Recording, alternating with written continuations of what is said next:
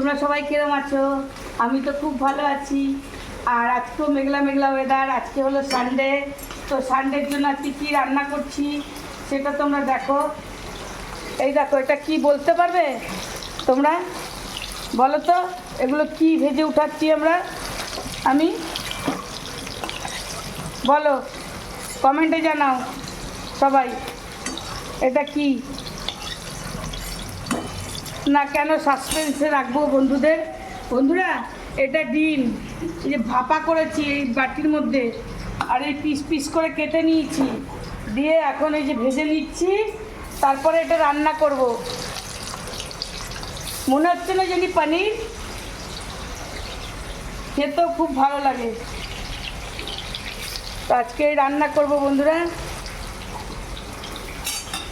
আর কি দিয়ে রান্না করব জানো?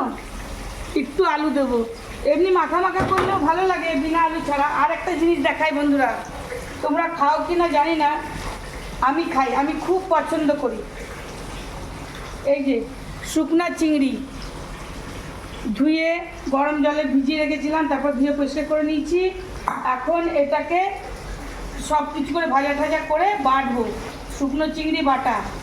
তো তোমরা কে কে খাও শুকনো চিংড়ি বাটা অবশ্যই জানাবে। শুধু শুকনো চিংড়িই খাই না, অনেক রকমের শুকনো মাছ খাই আমি খুব ভালোবাসি। আর কে কে ভালোবাসো খেতে শুকনো মাছ কমেন্টে অবশ্যই জানাবে। আর আমার ভিডিওগুলো তোমাদের কিরম লাগে বন্ধুরা, তোমরা সেটাও কিন্তু আমাকে জানিও। আর ওইদিকে দেখো আলু কেটে রেখেছি, একটু আলু দেবো, এটার মধ্যে একটুখানি আলু দেবো, আলু দিয়ে করে রান্না করব। এমনি রান্না করলে ভালো লাগে, কিন্তু একটু আলু দেবো আজকে।